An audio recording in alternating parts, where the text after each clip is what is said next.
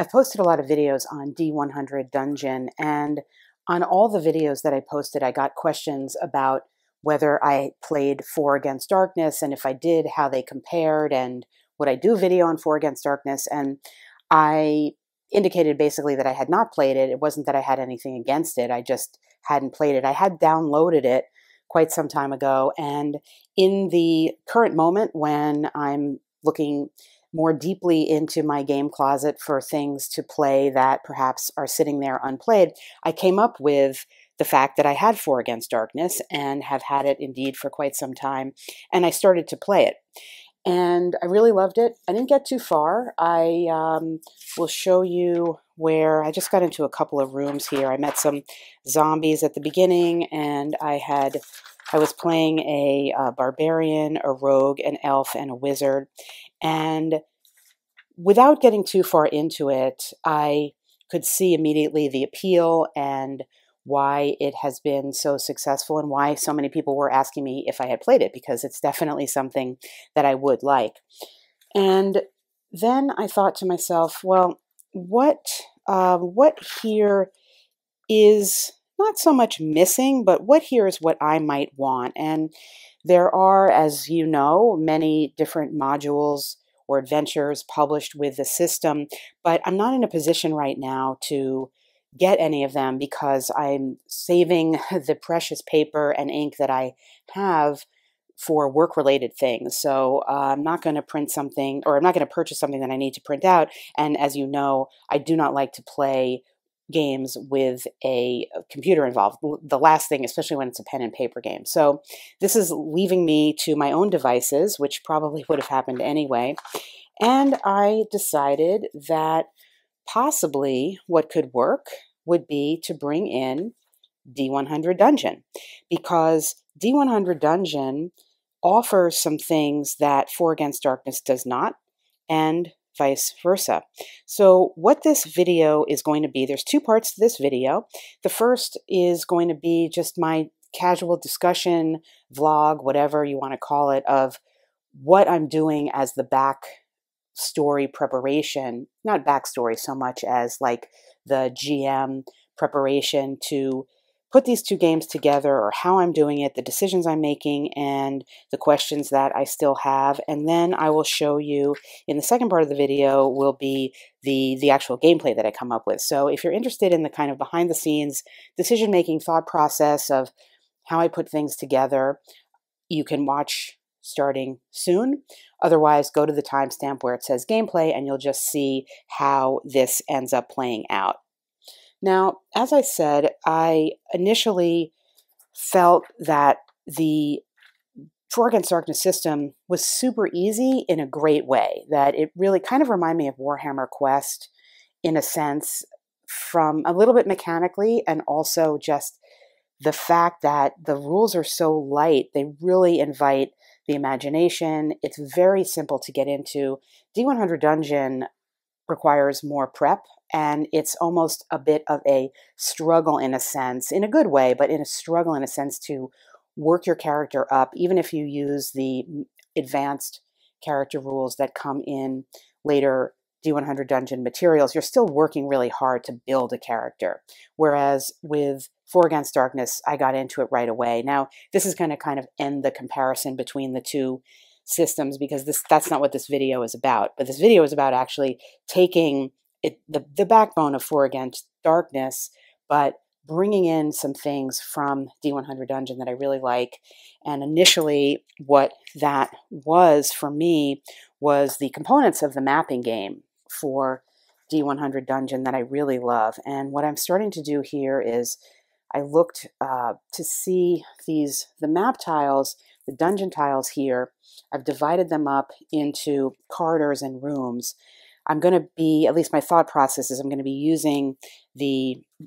rolling on 4 Against Darkness as one is intended to do, to get the room, or to get the initial map, determine whether it is a corridor or a room, and then based on that, I will pull either a corridor tile or a room tile. So it's obviously not going to correspond, beyond the fact, like that happens to kind of be similar, but beyond the fact that if I rolled here, it would be a corridor, and if I rolled on 21, say, I would pull in a room. Now, and I'll mix these up. So it's completely, when I do the playthrough, it's going to be just a surprise to me as it is to you. And so that's number one. My second thought process was that I did always feel, and I commented on this in my D100 Dungeon mapping game video, I always felt as if these tiles here, which have artwork and are not just blank at all, were pretty underdeveloped. I mean, there's like no sense. You could look at this and interpret that as you want. Maybe it's like maybe this is a shrine room or something like that. And what is this thing in the corner there? There's, you know, obviously, clearly there's some loot there. This looks like possibly a table with maybe an old implement on it. None of that was ever talked about or even suggested to be developed in the D100 mapping game. And that is certainly something that I felt could have been. And I'm going to do that here, as you'll see. So that was part of the impetus behind it. The other thing I've done is I need to approximate the levels. Now, there's not really a correspondence between the ways that the enemies are described in either game.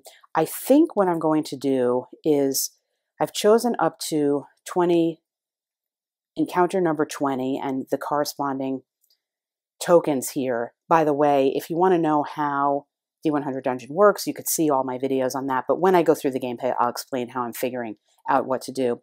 And I'm roughly saying, in terms to get the level of something, I'm roughly going to be taking the attack value, I think, and dividing by 5 and rounding down. That's kind of where I'm landing right now. But as I play it out, we will see whether that seems to make sense or not. That's always difficult to approximate. And then I just pulled out 2 entry tiles that I think I'll use to start. These are the spells. They're just randomized here. My thought process on this was, I'll show you my notes. I wanted to, you know, when I do stuff like this, I want to use as much as I possibly can of the systems. And I thought on the spells, knowing that there are depictions of things like trunks and furniture and whatever in the mapping tiles, perhaps if my party got into a room with that, they could attempt to open a locked trunk, and what they would find in the locked trunk, because it's in D100 Dungeon, would be a D100 Dungeon spell. Now, are the spells going to match up totally? No. Again, going to be approximation. We'll have to see how it works out. So that is, I'm thinking that's what's going to happen. The other thing is I'm going to determine, well, I had this thought that I would determine whether I would roll on the map. Let's see, what was this? See, I've lost my train of thought here.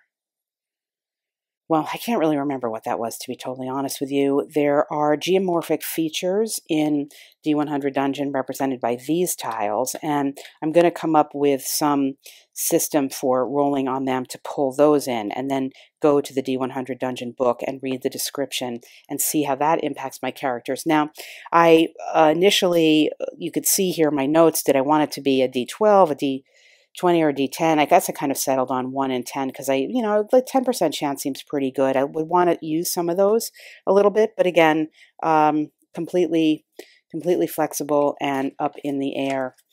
The other thing I definitely want, because I felt it was lacking in, well, really in both games, but especially in 4 Against Darkness, where it didn't really exist at all, would be to bring in some kind of skills, some flavor skills that would develop my characters and differentiate them a little bit more than what is given in at least the basic game. Now, I have only looked at the basic game. I guess that's a caveat here of 4 Against Darkness. So maybe this has been placed into some of the other material that I don't have. And if that's the case, then I would be interested to know that in the comments. But here what I want to do is give everybody some skills. Now, the skills in D100 are pretty much all combat based for the most part. I mean, there's like a lock skill, but that does exist in 4 Against Darkness that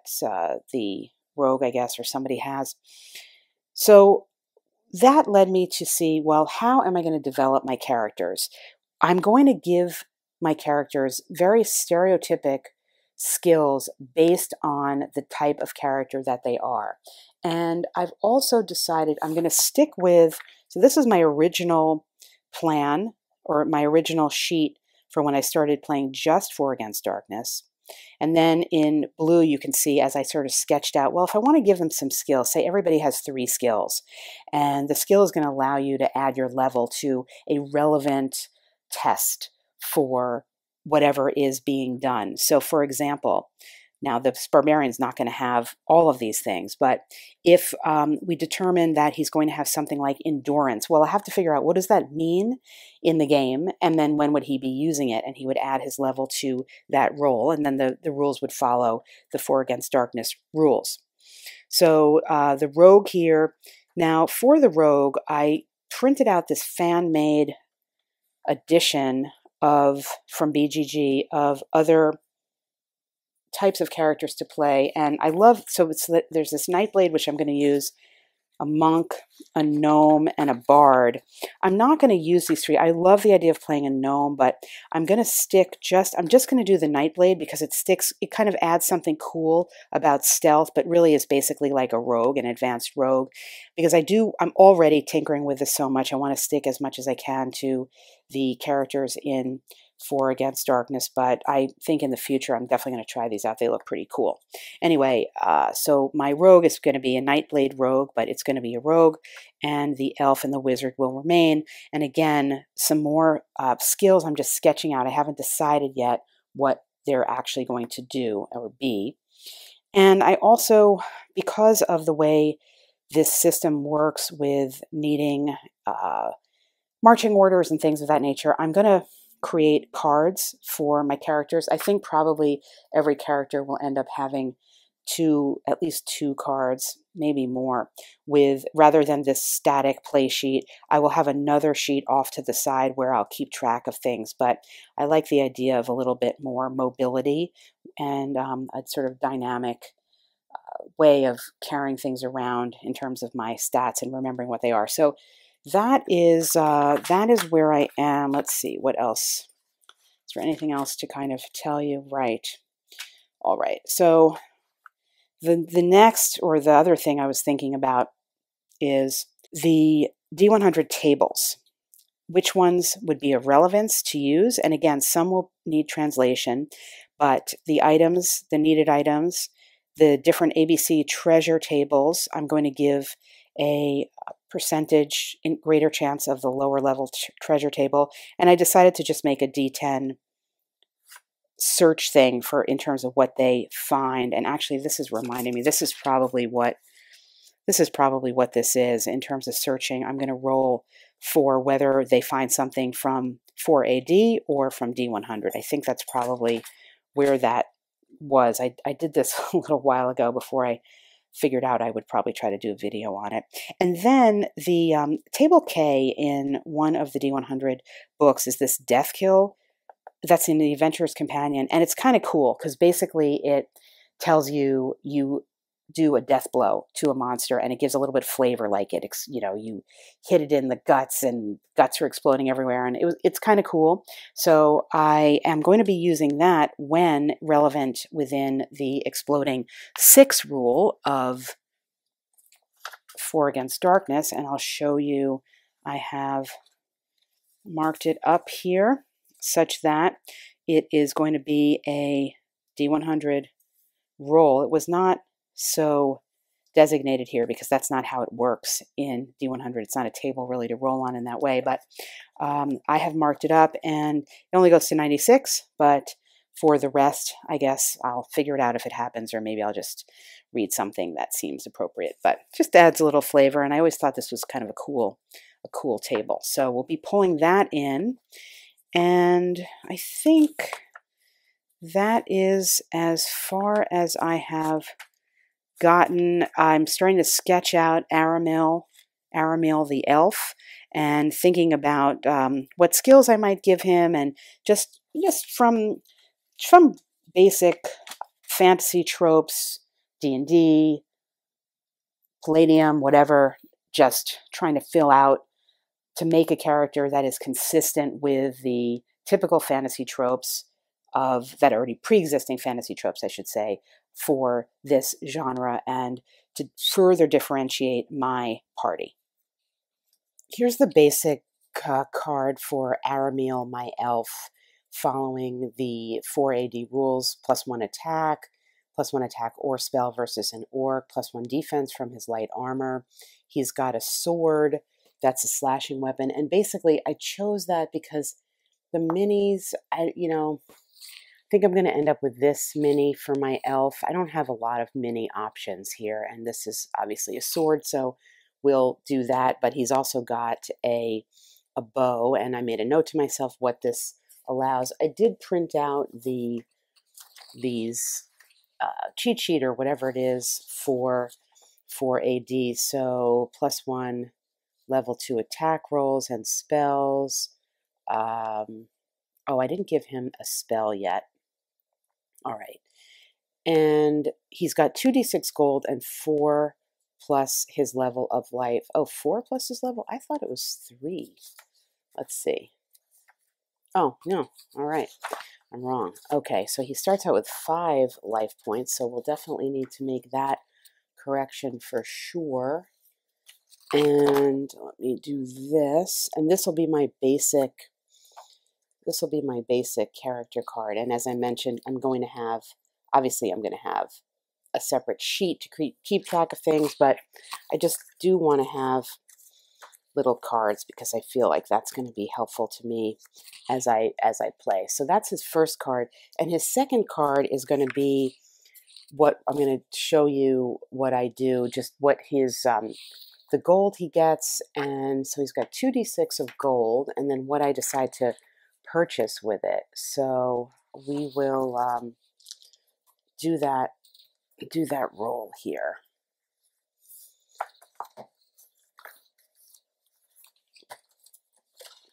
All right. He's got 2d6 of gold. He's only got 4. All right, well, that kind of stinks. So he's got 4 gold to spend, and let's see what he will buy with it. He really can't afford much. He can afford the lantern, but I don't want him carrying the lantern. He could get a rope or a sling. The sling, let's see, works like a bow, but at -1. No. And the rope,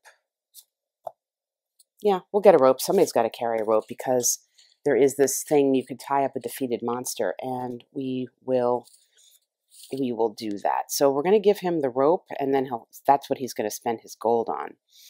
And for his, what do you call it? What am I calling it? Skills, abilities, sort of attributes, just 3-dimensionality is what I'm going to call it. I'm giving everybody 3 concepts, and we'll see how these come into play. So I want to give him, to approximate the concept of an elevated perception and dark vision and the kinds of things that an elf stereotypically is known for. I'm going to just give him the, I'm going to just say he has a kind of, he's perceptive. And this will come into play. Again, this is, I don't know how this is going to come into play. We'll see. But I'm going to say that he's perceptive. And in general, my idea at this point, not having yet applied any of this to the gameplay, is to follow the tropes of the 4 Against Darkness and have a benefit be just adding your level to a roll. So we're going to say he's perceptive, kind of generally speaking, environmentally. He's perceptive, and he is perceptive in terms of monsters, I don't know. We'll see. Perception. He's also, along these lines, I'm going to give him a resourceful. He's going to be resourceful. Again, it's kind of overlapping the same sort of thing. And I think I will give him, again, awareness. I mean, that's I guess maybe that's just what I'm going to give him for right now. He's perceptive. He's resourceful. You know, this might be it for the moment. So he's got a rope. He's perceptive and resourceful. And I think that might complete my elf for the moment. I think that's what we got with the elf. So I will give him, you know, I realized I could have done these cards double-sided, but it wasn't really the way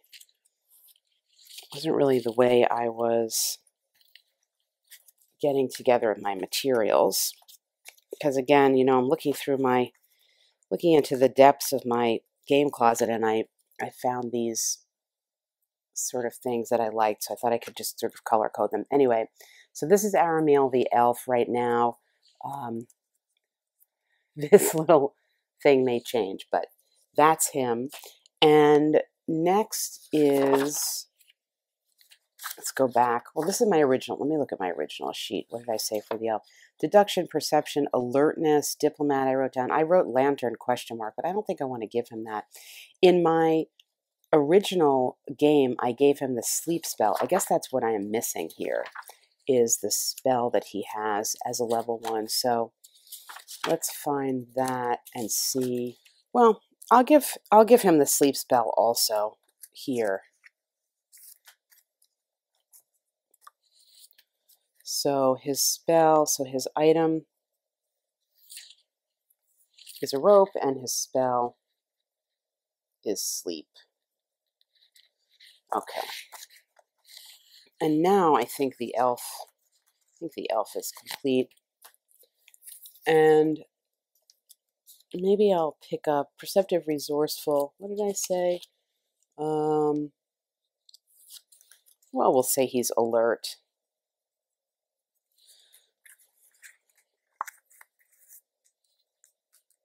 All right. So this is my elf character, and let's go to my barbarian. Now my barbarian, he has appeared in other videos. This is like my favorite painted mini of, you know, the 4 that I have. This is my barbarian, and I haven't made his cards yet. I haven't given him a name yet. I was sketching out his characteristics: endurance, like resistance to shock. Again, I don't know how this will play out. I don't know whether it will even add anything, but I'm going to give him some strength and sort of a survival or like a make-do attitude. I also sketched out here intimidation, sensing danger. We'll choose those 3, but let's do the on camera just so you can see how I'm doing it. We're going to go back. We'll do a roll at least for his gold and purchasing him some stuff. So he only has 1d6 gold pieces. Well, let's hope my rolling improves. So this is for the barbarian's gold. He only rolled a 3. I think he can buy that lantern for 3. I don't think he can. I think it costs 4. Nothing. He can't get anything for 3. And so he's going to be left with 3 gold. So he can't buy anything. And the rogue, let's see, what does our rogue get? 3d6 gold. All right. Well, that's something. I guess it's too bad we can't realign money. Maybe we can we buy can the rogue buy the barbarian a lantern? I mean, why not, right? They're all starting out together, I suppose. Who knows? So 11, 12, 13, 14 gold for our rogue. And 14 gold. Let's see. I don't really want the rogue carrying the lantern, because I seem to recall if the rogue has the lantern, let's see.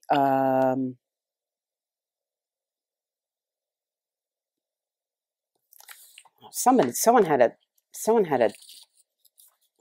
negative thing happen if they were carrying the lantern. Anyway, we got 14 gold to spend with the rogue, and well, we're going to get a couple of bandages. I'm going to see what the deal is with this lantern. Somebody's got to get this lantern, so looks like the rogue's going to get this lantern and maybe a bandage or so.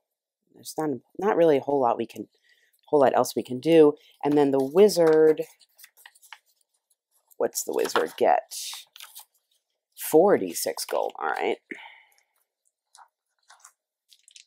4d6 gold for the wizard. That's got a 9, 12, 15. All right. So the wizard's got 15 gold. And we will see what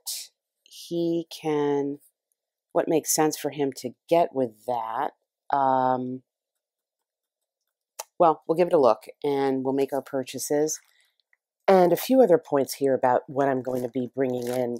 I think these are these are from Warhammer Quest, and I think I'm going to be bringing them in for purposes either of possibly marking wounds a la Warhammer Quest, or possibly indicating the enemies, because I'm not going to be using minis, though I'm going to have my minis as the party. I'm not going to be able to have minis as the enemies, and I want to indicate something for them.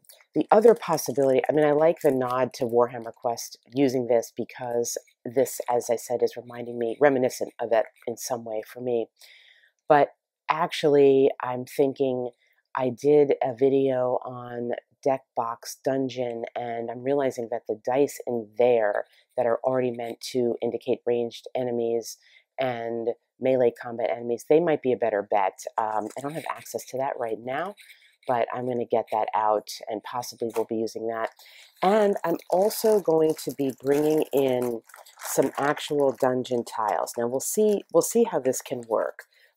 These are from Dungeon Saga, and you've seen me use them in videos beyond Dungeon Saga before, because they're kind of my biggest source of modular dungeon tiles. I don't really have a lot to work with, but my plan with this is to, as stated, have the kind of overview of the room with the flavor of the room that gets developed in some way, and then essentially zooming in, once that is developed and dealt with in a manner, zooming in for the position of my party, and then whether I use these dice for the enemies or probably the other ones. Now that I'm thinking of it, that will be the case. And then I found this stray, well, actually one of my kids found this stray token under my desk from, you might recognize this if you watch a lot of my channel, the Marvel Champions card game. And I realized that this is kind of a good flavor and design element for what I'm working with here. So that could possibly be either an enemy or a wound. I'm not really sure. So that may get pulled into. I mean, these are just, these are minor details that don't really impact much, but worth mentioning as I pull this together before I start to play. And then finally, I did finish up my cards, and I've got my characters here. I have Flint the Rogue. He is going to be the one that I'm building in or bringing in this fan-made Nightblade expansion or developed character for, so I made a note there. And that, by the way, earlier in the video I said somebody gets a penalty for carrying a lantern, and it comes actually from these rules, which make sense, because in effect he gets an extra stealth rule whereby if he sits out a round of combat, he builds up a stealth value that he can then use. It's a cool little mechanic, and it does make sense that if he was carrying a lantern, that he would not get that benefit. So he won't be carrying the lantern. So I've made up the stats here, and then on his second card, he comes with his rope, lockpicks, bandage. He has 3 gold left. The traits I gave him: attacking or tracking, acrobating, I'm not sure that's even a word, and escape. We've got Talk the Barbarian, as I said, my favorite guy here. He has his basic stats here from 4 AD, and then I've given him this endurance or maybe a recovery roll. Again, not sure how I'm going to use this. A strength or a lifting ability, and a kind of survival or make do or a can do attitude. We have Phazon the Wizard. Phazon the Wizard this is going to be Phazon the Wizard, I think. And he is, here's his basic card here, and he has 3 spells: Blessing, Sleep, and Protect. He's got some items. I've given him the lantern, but I don't love that conceptually, and I'm also realizing I think he needs a hand free to cast a spell. So in the end, I think I'm going to have to give the Barbarian the lantern, which makes sense, but also he wasn't actually able to purchase it, and I can't really clearly see what the rule is there. So we're just going to go with it, because obviously we're going off the rules anyway. Anyway, Phazon the Wizard, he's got the lantern right now. I think it's going to go to Talk. And lost some battery there. All right. So I think I'm going to transfer this lantern, and then we're back to seeing Aramel the elf. This was the first character that I had developed, and you saw this card a little bit at the beginning of the video. So here are his basic stats as well, and he's got a rope, he's got the sleep spell, and I've given him the traits perceptive, resourceful, and alert. So this is the party, and the general. I think I'm sort of done with the planning part of it. I've made up a little card here that perhaps as I develop my own sequence of play, I'll sketch it out here to remember. And I've set up the cards, as I indicated earlier, from D100, the card or the room, the enemies that I'm going to pull in. I'm going to be needing to use the D100 as well as maybe a D10, and then the enemies, the spells, and the geomorphic tiles, and the entry tile. I think I noticed that here this says this is basically going up, and this is basically meant to be going down. So this will be the entrance to our dungeon, and I'm pretty sure I think that's all the planning I'm going to do. The only other possibility I was thinking was, so obviously we've got this visual indication. I have the dungeon design guide, as well as obviously the Tome of Adventure, which if you watch my channel at all, you've seen me use many times, which are a bunch of random tables that will create things or help you create various atmospheres and things of that nature. I may pull those in. Those tend to come into my videos often, so I can't say I won't.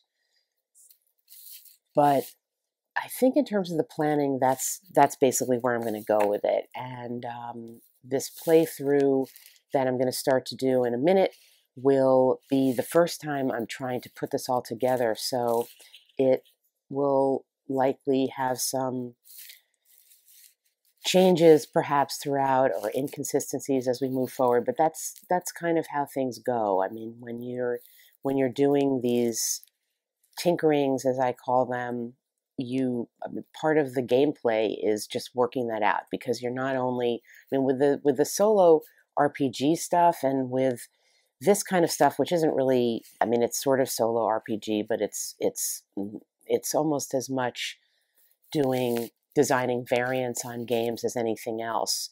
You're acting in a bunch of different capacities. You're acting as the GM with the prep stuff, like I've been talking about here. You're also acting to some extent as a game developer would, designer or play tester, some combination of that in terms of seeing what rules work, trying to tinker with rules and improve them and improve the gameplay experience. And then, of course, you're also the player. You're acting out the characters, specifically being the characters in the game, but then you're also being the player, the person who's experiencing the game, which in this regard is comprised of all different aspects of gameplay. And that's part of the reason why I find it so rewarding to play games that go a little bit off the rules. It's a different kind of experience than it is playing games when I'm specifically following the rules. They both offer a great deal of enjoyment, but it's a different kind of enjoyment. So that said, here we go. As Aramel the elf and Tak the barbarian and Phazon the wizard and Flint the rogue look on, we're going to roll on the quest table and see what type of quest they will be going on. We rolled a 3, and this is I Want Him Alive. As one above, well, you haven't read that yet, but the party must subdue the boss, tie him up with a rope, and take him to the creature's room to complete the quest. Let's see. Bring me his head. The creature asks the party to kill a boss monster. Roll on the boss table to determine who. The next time the party meets a boss in a room, instead of rolling it up, you may use the boss from the quest. Killing the boss and bringing its head to the creature's room completes the quest. Here it's I Want Him Alive. So we are going to be looking for a boss, tying him up with a rope, and taking him to the creature's room. To subdue a monster, you must either use the sleep spell or fight with -1 on the attack rolls. What about tying him up? Let's see. Striking with the flat of the blade or trying to knock out the boss instead of killing him. I don't know why we couldn't tie him up.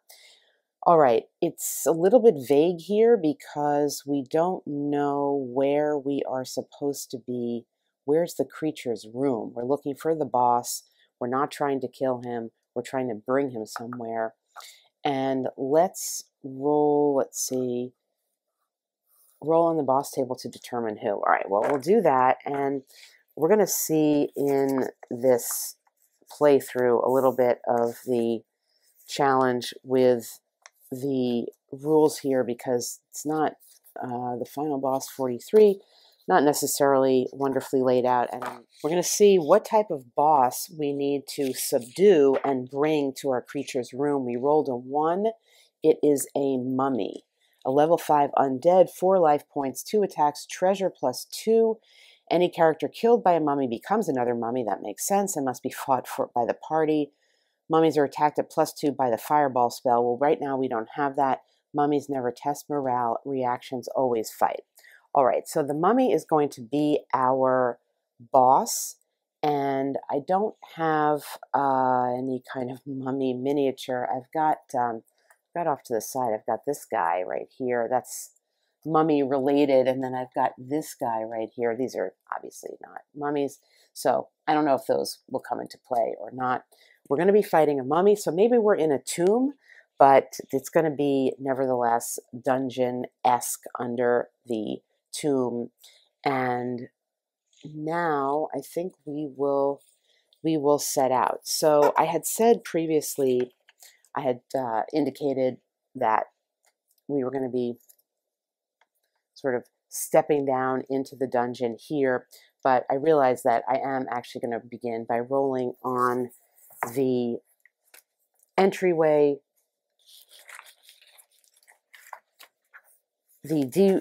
the 4 Against Darkness entryway.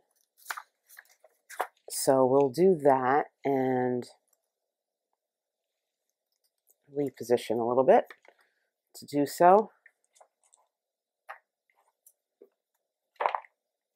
Okay, so we got entryway number 5, and I'm going to start out here. I'm going to show you how I'm going to build this out and get the characters into this beginning room. Here we are at the room entrance, or I should say the dungeon entrance, really. And it's meant to be a corridor. It's meant to be 1 square wide. I've built it out as 2 just for ease of play, but I will be rolling as if it were a corridor. And the rules, at least in the base game, are not so detailed as to indicate, for example, movement and things like that. So that's just something to note that you could build out there if you wanted to. But in any case, we rolled a 10, and a 10 on a corridor is empty. We can search it, and we will search it. So we will give a search roll, and the search roll is going to be a 4. We will be finding this empty. So we're going to move through this corridor. We have a decision to make which way we're going to go. Yeah, it really doesn't matter. So we'll go to the left, and now we're going to go and see how I do this kind of melding. So the first thing we're going to do as we move is we will roll on the room chart in For Against Darkness, and we're going to be reading this, well, it doesn't matter, 22, but we will be reading it black and then red. So 22 is going to be this basic room here. But what I'm going to do, is keeping track in a lot of different ways. Here's the entrance that I rolled up, and we're going this way. So I'm going to draw in room 22 here, because per our quest, we're going to have to retrace our steps. Now, I'm still ambiguous as to where we need to take the boss monster that we find, and maybe this will become clear, or I don't know. But in any case, I need to indicate the rooms. However, now what we're going to do for the actual room is we're going to pull in one of these mapping tiles from D100, whoops, just one, to see what this room is and give this an examination. So this is a green tile, which is going to give me a description from D100 that we'll see to start out. So in essence, what is going to happen is that the characters are going to be moving through what appears to be, or what actually is, an empty entryway, empty corridor, and they're going to be stepping into the new room that they're stepping into. The descriptive capacity of the new room is going to come from D100. It's going to come from this card, and following the D100 rules, this is a geographic, I think I call it a geomorphic tile, so we'll be rolling on the D100 table to see what that is. But the actual layout and other features in the room, such as the doors, are going to be following what I rolled up from the room in For Against Darkness. And I've noted here, just because it may come into play, the first number is the For Against Darkness room code, and the second number is the D100 room code. These I may end up keeping out. We'll see as I how the space works out. So the party is moving into this room. There will be 2 doors here, but before that, we need to assess what the features of the room are, and whether this is suggestive to us about anything in the narrative or the story. Now, they've come into this room from the left. There are 2 doors here, which unfortunately I forgot to get my doors out, and I can't get them out right now, but later in a segment you'll see I'll place the doors here. But the first thing we're going to do is just see what is the deal with this room geographically. And to do that, we're going to go to D100, and we're going to roll on the table G in D100. That is a D100 table, and this is not the greatest D100 die. One of them is a little hard to see, but there we go, 60. So 60 is Oh, it's a carved circle. Well, how strange. How strange, because we literally have a carved circle here. I promise you this was not planned. A large circle has been carved into the dungeon floor. Add carved circle. Okay, well, we're not doing that. If the adventurer stands on the circle, optional, we can roll 1d10 on the table below. And we could possibly get a curse, a pit, monster. Not really sure that anything good happens. Nothing good is happening in our game for this. So the bottom line is, coincidentally, there's a carved circle here, but we're not really getting much from that particular table right now for our game. Yeah, no, not getting anything there. So we'll move away from that. And the question is, what is this stuff in the room? And it looks a little, some of this looks a little fungal to me. There's water. There is perhaps something that has some life form that has decayed here. There's certainly some skeletons, certainly suggesting to me there's evidence of decay. Now, we know that our quest is to find this mummy that is wandering around. Maybe it's catacombs. Maybe perhaps we're in the catacombs. This mummy is wandering around, and we have been charged with tying up this mummy and bringing it back to the creature that has sent us on this quest. So we'll make a note of that, and we will continue on back in with 4 Against Darkness to see what the deal is with the room from that perspective. And in that regard, we're going to roll on the 2d6 on the room contents table and see what we get. And we got a 3. There is, all right, sorry about that. I lost power there.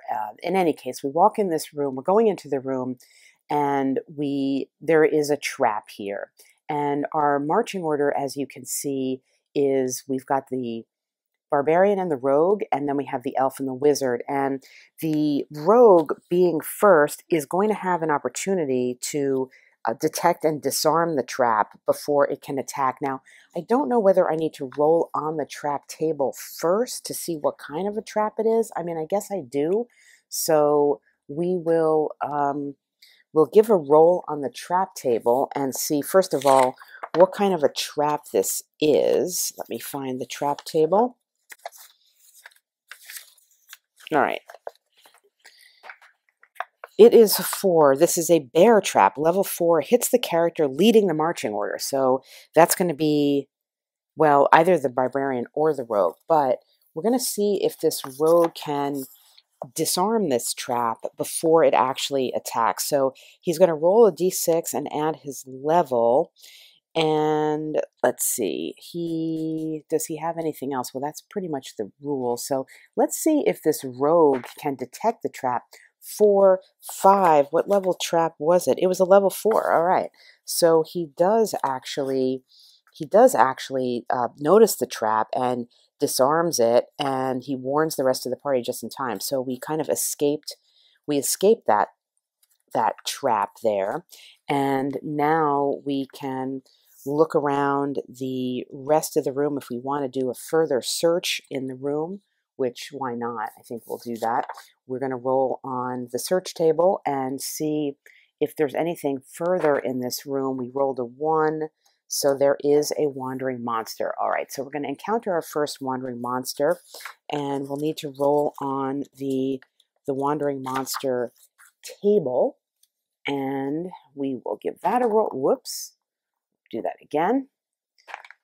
We rolled another 1. It's going to be vermin. All right, so we got a little vermin here with the bear trap, and let's see what type of vermin we turn up and whether or not I can even find some vermin minis to bring in, because I know I have some. We got a 4.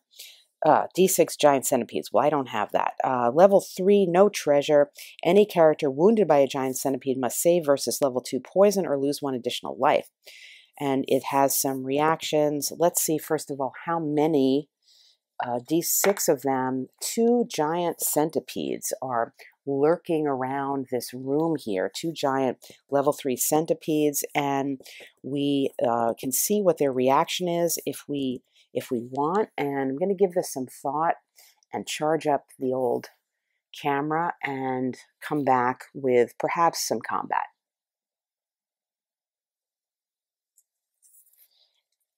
As I was looking something up, I noticed on this guide to the dungeon and room building tables that when we roll on, at least according to this, I think, if I'm understanding this, we roll d6 on the traps table when we discover a trap, and it says if we survive, we roll d6 on the treasure table.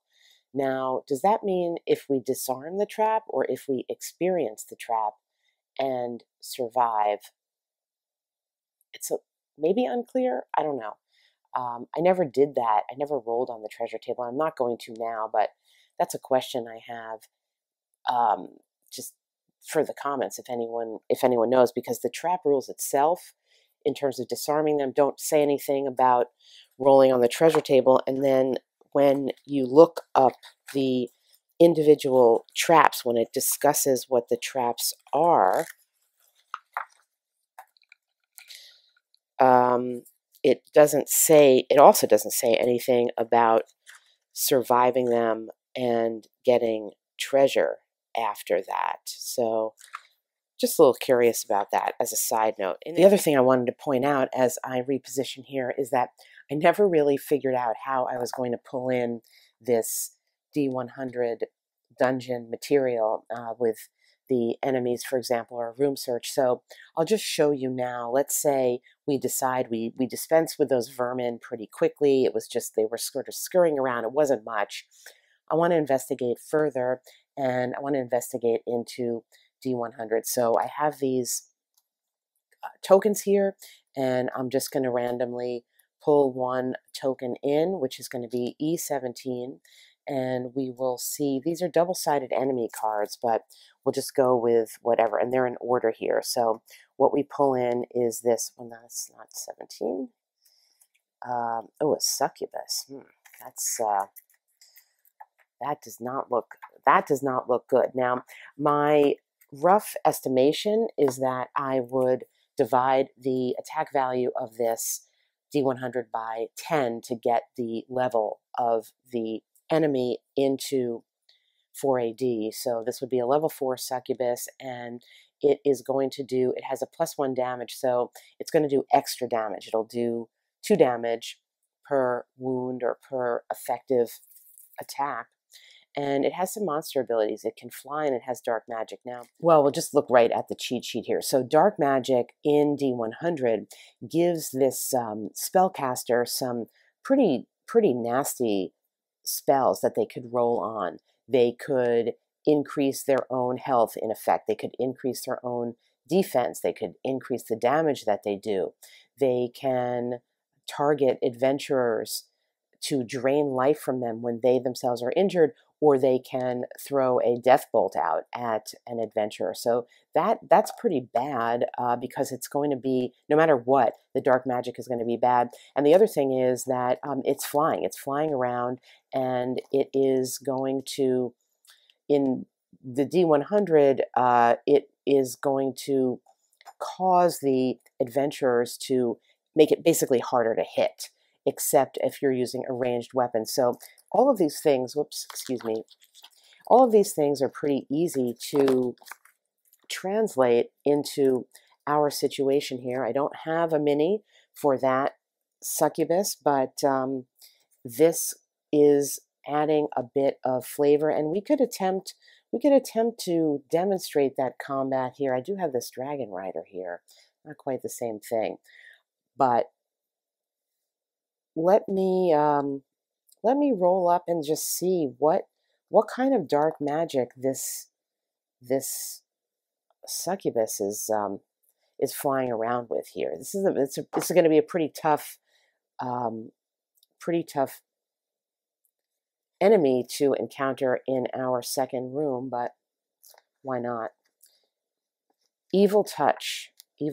For this combat round, the monster gains +2 damage. So in effect, it already had +1 damage, so it's going to gain +2, so it would have +3 damage to our warriors here. Now that's probably going to translate to overkill in essence, because I'd have to look back at the health value in D100, but the bottom line is it has an increased damage capacity, and it already was at +1. We could possibly say it would be at +2. That's its dark magic, and it is flying around, which puts our characters at a disadvantage, with the exception of, let's see, we've got a sword. I don't know, do we have a ranged weapon here even?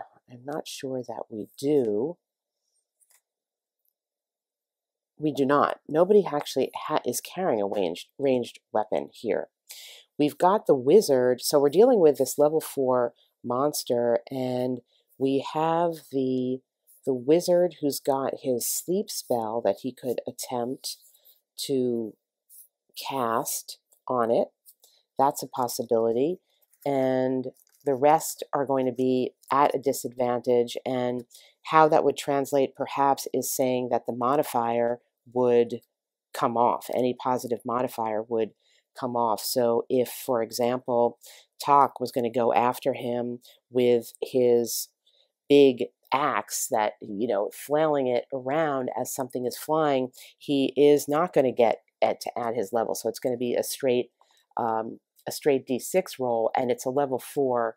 It's a level 4 enemy, so that's going to be pretty rough, and that's going to be a massive fail anyway.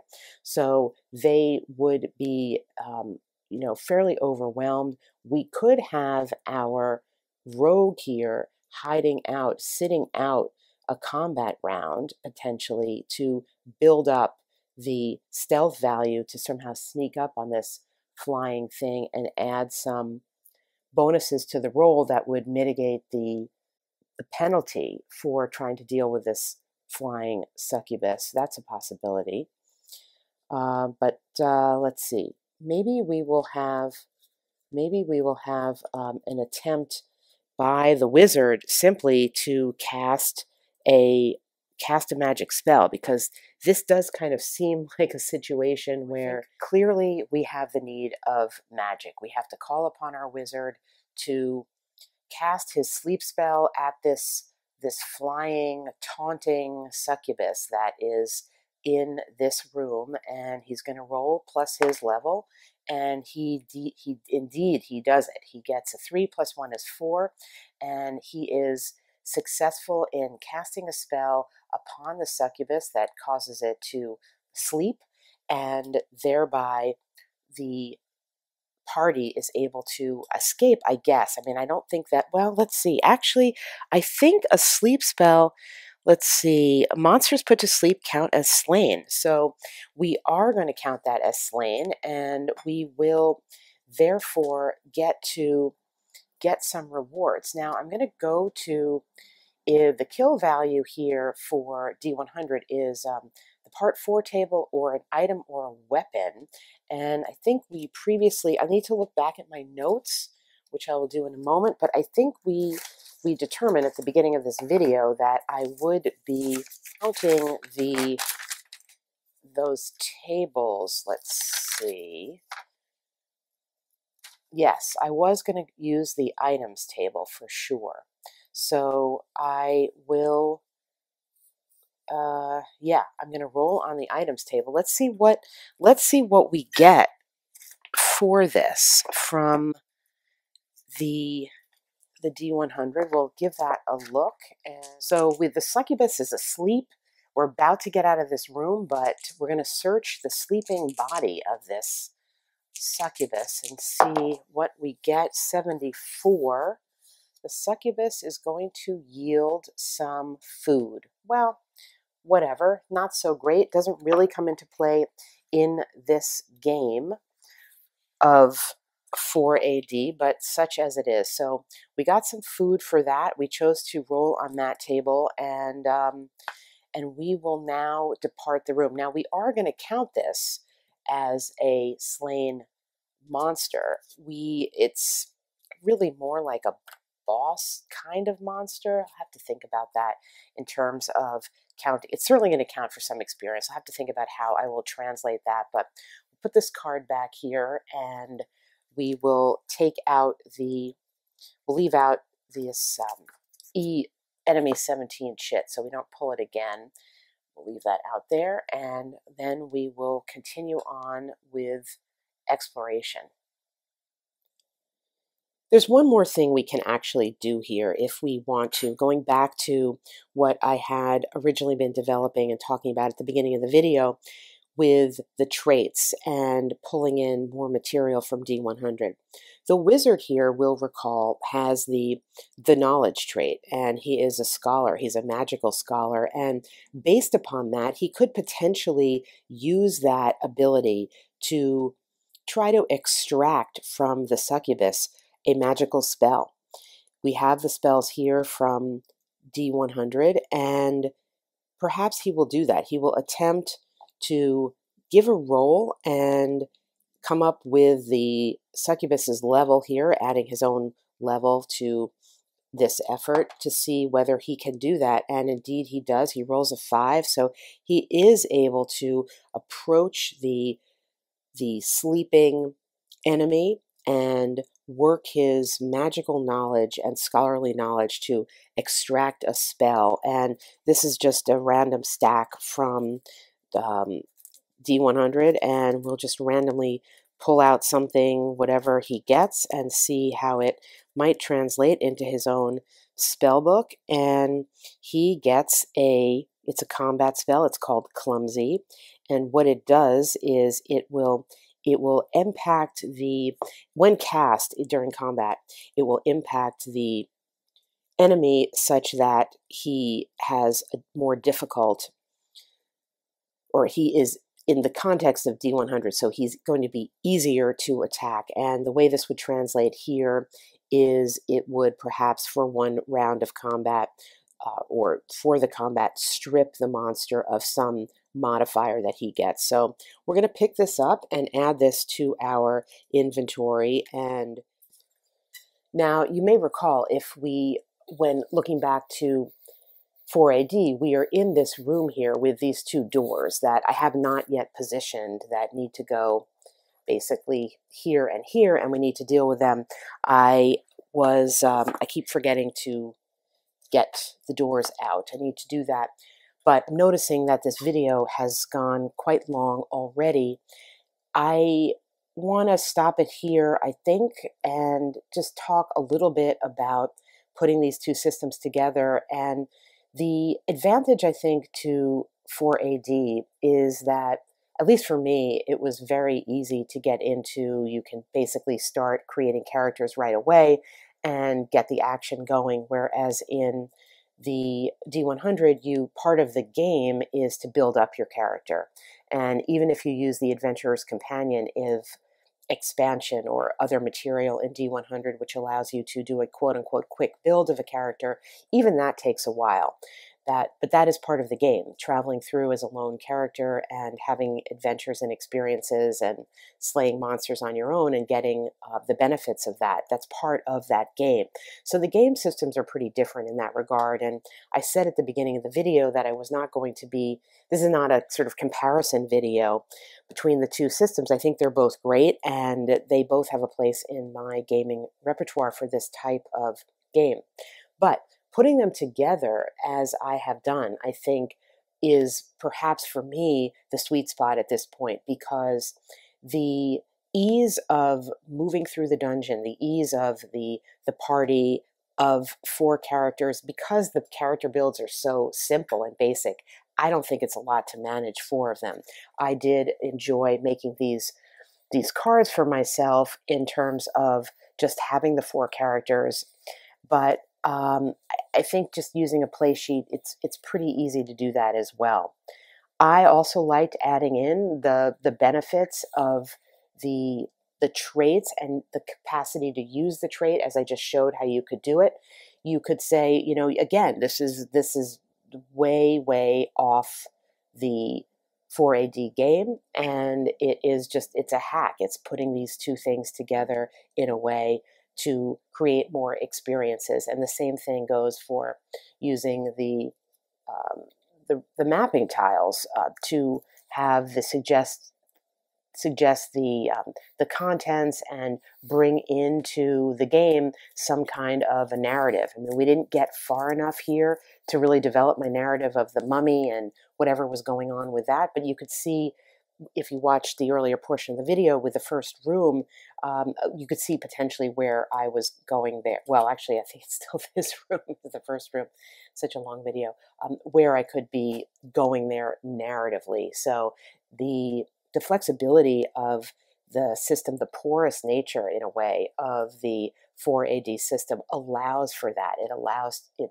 to be filled in with some material. And I think pulling material, you could pull material from anything really, but pulling from D100, I think, could really work. And the same things with the monsters. We just saw the one, but one of the things that is nice about D100 are the various abilities that the monsters have, and translating those into how they could possibly work with the encounters of given to you in, or I should say the mechanics given to you with 4AD, it just provides a little bit more.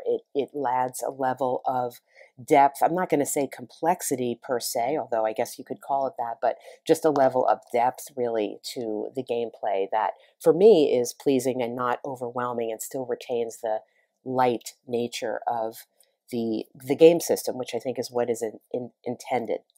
Again, to say I have only ever played or looked at the base, I guess you call it the base game or the original rule set of 4AD. That's all I have right now. I imagine that the other modules bring in a lot of other material, and maybe the material that brings in makes doing something like this not even needed. If you are somebody that likes to tinker but doesn't want to be faced with a totally open-ended situation, and you already have D100, even without the mapping game, I think that it's very easy to put these two systems together and to enjoy the benefits of both of them.